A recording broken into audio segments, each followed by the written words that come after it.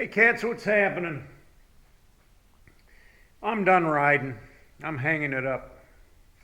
No more riding for me till next spring. Last week, the weather started getting sour. It was raining, probably for the last 2 weeks. Last week they put salt down on the roads. This week it's in the low 20s. So everything's freezing. They're throwing more salt down on the roads. The roads are turning white. I was out in the truck today, and you that's salt spray already. Now some guys will say, "Well, wait till if it gets up in the 40s or 50s, and the roads are dry, I'll go out riding." Once that salt's on the road, until you get some really good rains to rinse it off, that dust is going to keep coming up, and it sticks statically, and it'll still cling to your bike. I mean, the bike has so many little nooks and crannies where all that stuff goes. Unless you were able to bring it in and pressure wash it and do a real good job of cleaning it, that salt's going to eat it up, especially eats up the aluminum. So yeah, my bike's going to sit right here until there's no salt on the road. Let's put it that way. Whenever that happens, then it can go back out again. So yeah, that's kind of the end of the riding season for me, and sadly, because that it gave me a lot of joy, and it's always something fun to do when there's nothing else to do, just to go out riding. So in that case, I have to find other things to do, and it can be a little challenging. I don't even know about working out here in the garage. I'm looking at the extended forecast, and it's supposed to be in the 20s and colder all through almost till Christmas, and then beyond, who knows what's going to happen. They say it's going to be a real cold winter. So it's kind of cold to work out here too. I mean, I don't have any insulation in this garage, and if I did insulate it, it'd be a little bit of a cost involved, which I'm not prepared to do that right now. I mean, I have to put something up on the ceiling rafters here. I'd have to insulate the walls and then sheet them. And it's not that big of a project that I couldn't handle. It's just, the finances. And then if I did, would I do the whole garage, or would I section off, the workshop area so I could just heat that up and work out here? Then again, if I put a wall down the middle here, I don't know. I don't know. Is it worth it? Is it worth the money to do that? Just to be able to work out here in the wintertime? I don't know. I have to really think about that one. So I have electric out here, but there's no heat. I have the only heat I have is I do have this little space heater back here, a torpedo heater. It doesn't put out that much heat, but it can make it comfortable out here if you need to do something. I mean, you probably have to wear a coat. And then I got this radiant heater up here that kind of, heats up the workbench area if I really have to work out here. But I don't see I don't have any reason to work out here right now. I wanted to put a clutch in the dirt bike, which I don't even have the clutch parts yet. I'm going to put new springs and new clutch plates in there. But that's not a big job either. It's just something that I have to do. But in the meantime, I found another thing that keeps me busy. So, and that's in the house where it's warm. Say about 50 years ago, I was into making model cars. Made this 57 Chevy, which is all busted up. It doesn't even have any back wheels anymore. And I made this custom van that had a custom interior, the whole thing, pretty detailed. But over the years, they've been abused, busted up. What else do I have? Well, I got these little airplanes over here. I think that's a DC-10, and I've got this other little airplane up here. But those were done many years ago. And so I thought, you know, I was at the store the other day, and they had 50% off these model cars. And there was a 1970 Firebird, and I had a Firebird, and I thought, oh, that'd be pretty cool. And the model, I think, was like 12 bucks, so I grabbed it. And then I realized I needed a bunch of other stuff too. I've kind of taken over this back bedroom here, and it's pretty much my hobby shop, my work area, where I can sit there on a cold day when I got nothing else to do and tinker around with my things. I've got my RC car here, and that's kind of fun to play with, but I can't do that in this cold weather either. And then I've got a RC chopper helicopter, which I think you guys have seen on other videos. And you know, we actually had that going on Thanksgiving Day when the kids were over, the grandkids. I took that helicopter out, and my grandson was flying that thing all over the house and just having a ball with it. But anyway, here's what I've been working on. I've got this 1970 Pontiac Firebird, and I have been painting it to look just like the Firebird I had. The one I had a vinyl roof, and it was red. The only thing it had that this one doesn't have is I had the big N50 slicks on the back, because it was kind of a race car. But I've got the engine sort of detailed. I don't have the air cleaner on it yet. And then I've got the undercarriage all done on that. But I've got a ways to go. I've been working on the interior, the dashboard. You'll see very detailed. It comes with these decals, and I mean, look at some of these decals. They're like microscopic. They're so tiny, and they're difficult to put on. Some of the decals were the seat belts, the shifter thing. The dashboard was a decal. On the battery, there's a little Delco on there. So I still have more to go on that, but I really get into the model building. Now today I went to a hobby shop, and it was about 15 miles away from here, and I had never been there before. But when I got there, I was the only one there, and the proprietor was there, and he was a very nice young fella. And so he was explaining to me some of the detail that you can put into these. And I had bought a show you this one.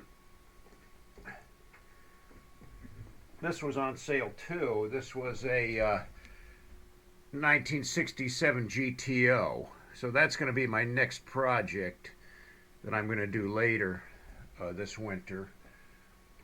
But as I'm in the shop there, I look behind the counter, and he has this exact GTO that he's building. And I mean, it was like perfect. I couldn't believe how much detail he had in that thing. So I began to ask him questions, and he was very knowledgeable on the model building. So originally I started out with this tester's glue in the tube, and he told me don't use that. He had me buy this liquid glue that kind of melts the plastic, welds the plastic together. And I was experimenting with this little piece here, and man, it's welded together tight. That stuff works good. He had me get these little tweezers to hang on to things. Helps me to put decals on stuff. So I got a number of those. I got these little tiny paint brushes for for doing the really detailed work, like, you know, the work I did here on the steering wheel. You know, some real intricate stuff. But yeah, and you know, then he was telling me, because I said, well, I'm going to do this 67 GTO because I had a 66 Tempest. And he started telling me, oh, well, if you want to make it a Tempest, you got to do this and you got to do that. You got to change this. It's got a different carburetor. So you're going to have to buy this kit over here with this Chevy because it's got the carburetor you're going to need. You can take that carburetor and put it on this one and make it very authentic. And, you know, when you go to the show, they're going to judge and they'll know those things and they can really tell, you know, whether you did this or you. I was like, good grief. I don't know if I'm going to get that far into it, to be honest with you. I just like playing around and tinkering with these things. It's I don't know, brings out the child in me, I guess. And now, what am I going to do with them when they're all done? I don't know. The part of the joy is just sitting here building. And to me, it's better than watching TV. I mean, at least I'm creating something here. When I'm sitting up there watching TV, I'm doing absolutely nothing. So, yeah, it's nice and cozy back here. I've got all my tools. I got the paints, I've got the glue, I've got all kinds of cool things to work on this now. Thanks to the expert help from this guy that is a like professional model builder. And he said, well, if you got any more questions, you know, just give me a call or stop up and, you know. And then he gave me this invitation to a classic model building show.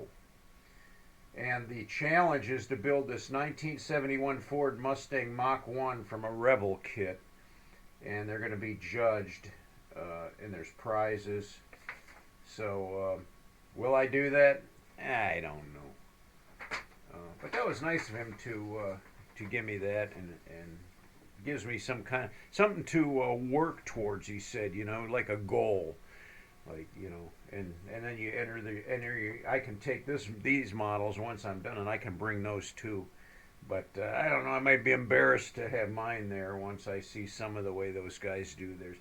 I mean, they're so detailed that even the details on the motor, like the color of the transmission, this one I painted silver, but they actually have the actual color that transmission is supposed to be, and they know exactly what color that is. So I'm not that far advanced with it, but I find it very interesting nonetheless.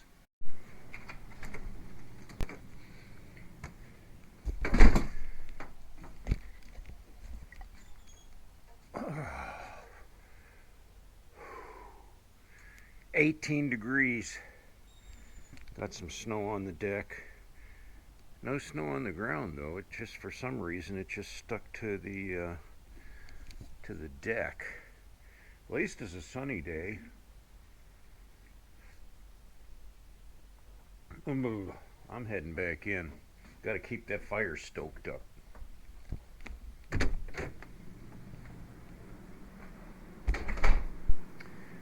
Well, this time of year, you can hear the roar of the stove. The fire's going, blowing out hot air, keeping the place warm. But it's a job. That wood that I got burns up really quick, so I'm constantly feeding more wood to the fire. That's fine, as long as I can keep it heated in here. But I assume before the end of winter, I'll get the chainsaw out and I'll be cutting more wood. Normally this morning I'd be getting on the bike and meeting up with my pals, but that's not going to happen at 18 degrees. No, that would put the chill factor down below zero. It'd be an icicle by the time I got somewhere. If I could even get my bike started. My bike ain't going to start in this cold weather. The oil is way too thick. So, yeah, I get the bike out of the mind, Mark. You know, give it up. You're not going to have to worry about it till next spring. I am going out this morning to meet my friends, though. Hang out with them for a little while. Sorry for the mess up here in the bedroom. These are all the boxes that my Christmas decorations go in. So once I take all the Christmas decorations down at the end of this month, those will go back in the crawl space. But I bought this filing cabinet the other day, and I need to get the hanging file folders for it. And then I'm going to reorganize all of my files. It's another project that I've been wanting to do. My files are just kind of in a cardboard box in those manila folders, and it's a mess. You know, I try to find something, I'm digging and digging and digging, and I thought, you know what, I'm going to get these organized where they're going to be easy.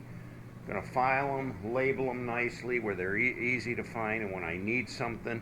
But the other day I had to get my registration for my vehicles. I had to get my truck, her car, my Harley, and the travel trailer. And that cost me an arm and a leg. But to find my registrations from last year, to find this folder, I was digging all through that box. And, you know, I mean, there's so many other files in there, folders in there. It's like, you know, it's like, where's the label on this? Oh, it's way over there, and it's written so tiny I can't even see what it said. So this time I'm going to get it organized nicely where it's easy to find things.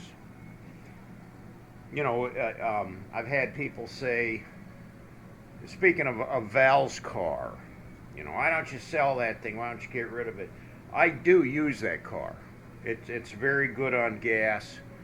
When I take longer trips, I do use that car.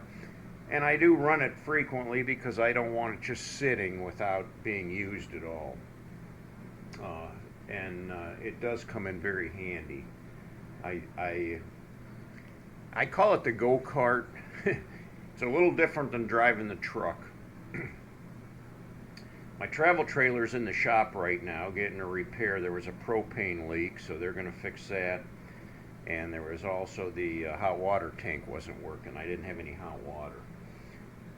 So they said they weren't sure when they were going to get to that with the holidays and everything. I took it in last week. So I imagine they're probably going to keep it at least through the next week or two. But I'll wait to hear from them on that. My truck needs to go in for brakes because now it apparently has a warped rotor somehow. I don't know how that happened, but it just seemed to be within the last month here.